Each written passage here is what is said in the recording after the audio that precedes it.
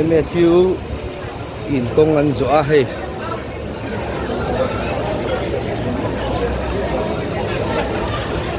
tam khóc mấy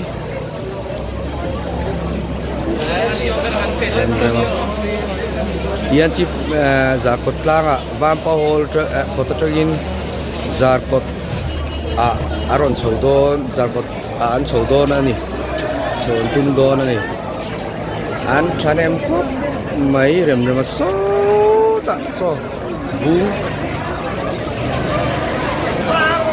khawpui he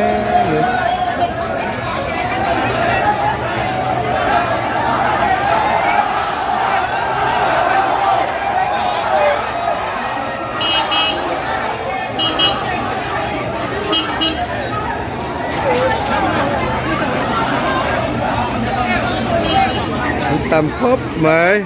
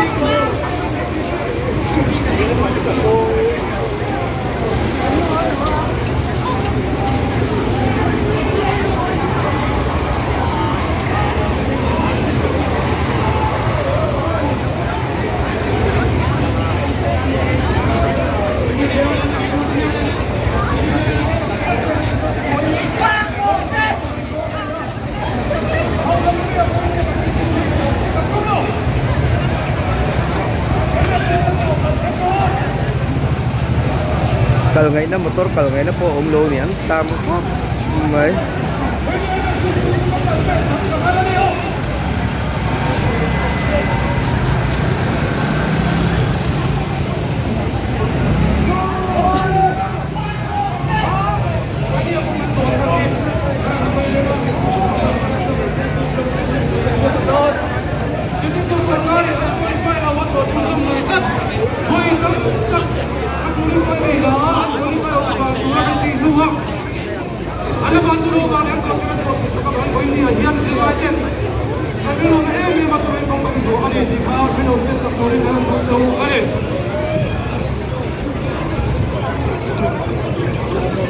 Akal thei ni mi an tam lut tu kan iso taat an lat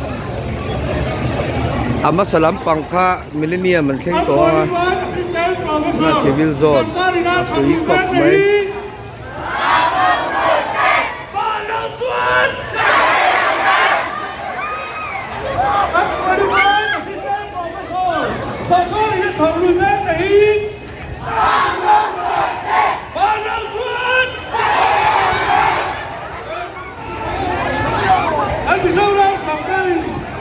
quality education hindi ba? Tudi wali at qualified teacher min Malaysia.